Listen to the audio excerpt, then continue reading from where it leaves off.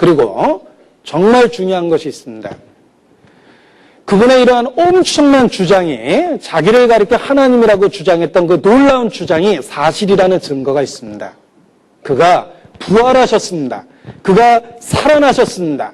예수님의 부활은 예수님의 가르침과 주장이 하나님께로부터 왔다는 증거입니다. 부활은 하나님의 능력이요, 하나님만 하실 수 있는 일입니다.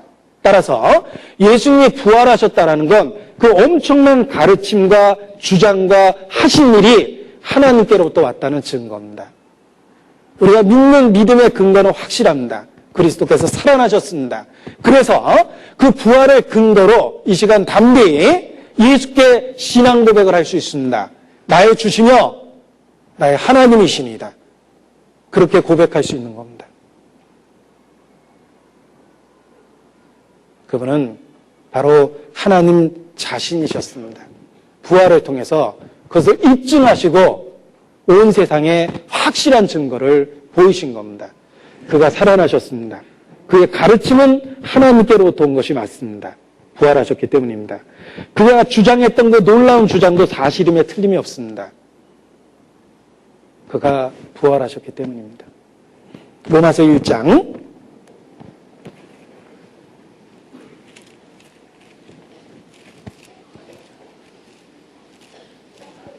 로마서 1장 3절 4절입니다.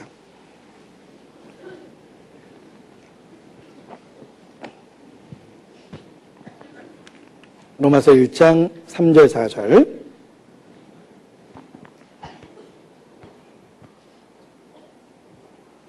같이 읽죠.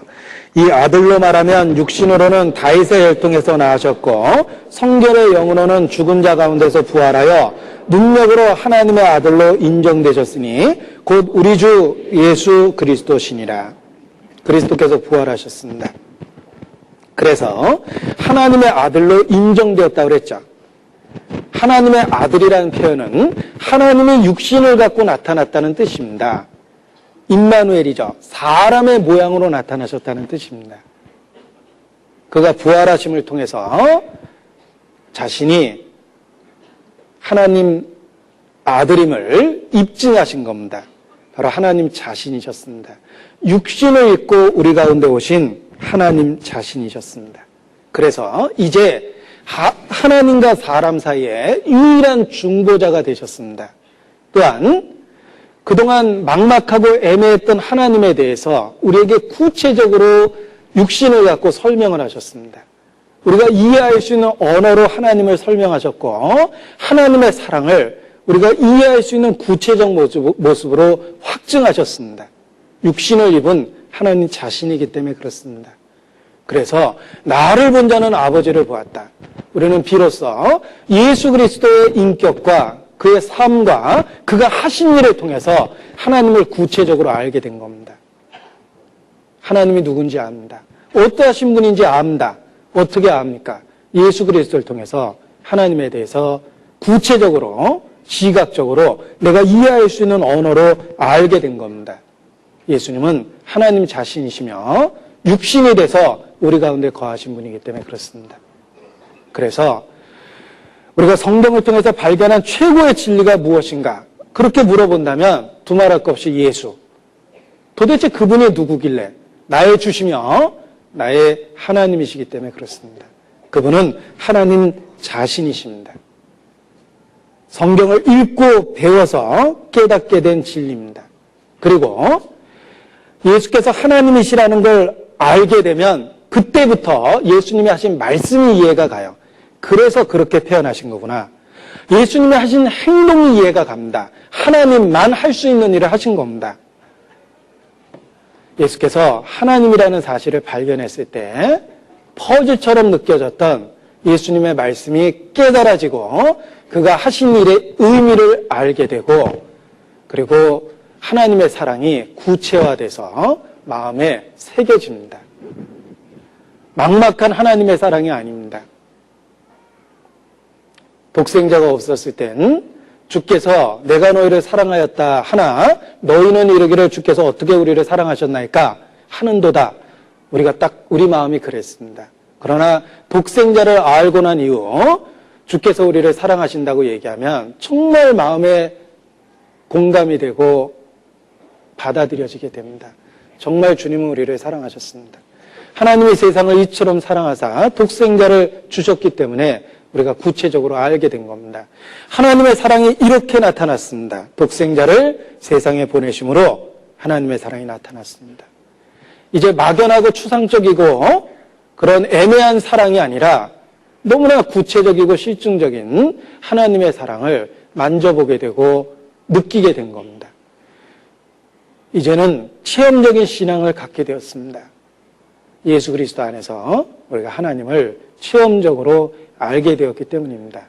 예수, 그분이 나의 주시며 나의 하나님이 되셨습니다. 요한복음 1장 18절입니다. 요한복음 1장 18절.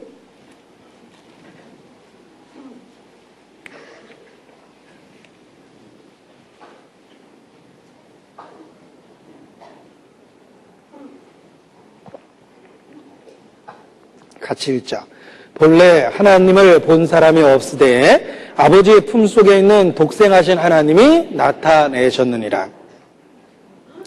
자, 독생하신 하나님이라는 말 옆에 나나주가 있습니다.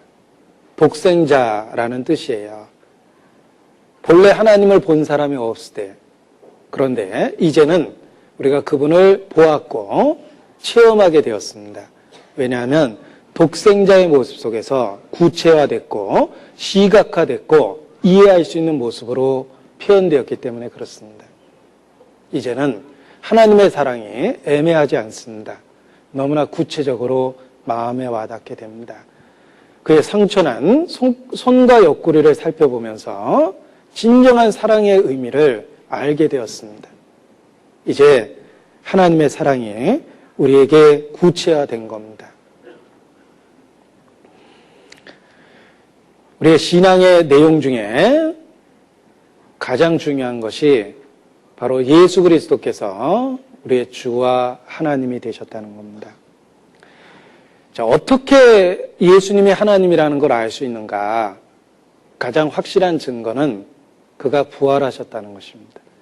예수님의 주장과 가르침, 그가 하신 일이 하나님이 하신 일이다라는 걸 하나님이 입증을 하신 겁니다. 부활의 사건을 통해서. 부활은 하나님에게만 속한 일이기 때문에 그렇습니다.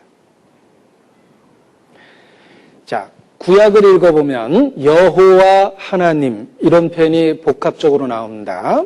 여호와 하나님. 그런데 유대인들은 여호와라는 말을 발음하기가 두려웠습니다. 동양적으로 어른의 함자를 함부로 부르지 않죠. 그래서 유대인들은 여호와라는 말 대신에 아도나이라고 바꿨습니다. 주님이라는 뜻인데, 그래서 여호와 하나님이라는 말에서 주 하나님 이렇게 말이 바뀐 거예요. 그런데 생각해 보십시오. 우리가 예수님을 주 예수님 이렇게 부르고 있습니다. 여호와 하나님 같은 의미가 주 하나님입니다. 그리고 우리가 우리의 구주를 주 예수라고 부르고 있습니다. 바로 그분이 여호와, 구약 성경에 나타났던 그 언약의 하나님입니다. 여호와께서 유대인들에게 이렇게 표현하셨습니다. 나는 알파 오메가여 시작과 끝이요 처음과 나중이라. 창조주란 뜻입니다. 여러분 놀랍게도 예수께서 똑같은 말씀을 하십니다.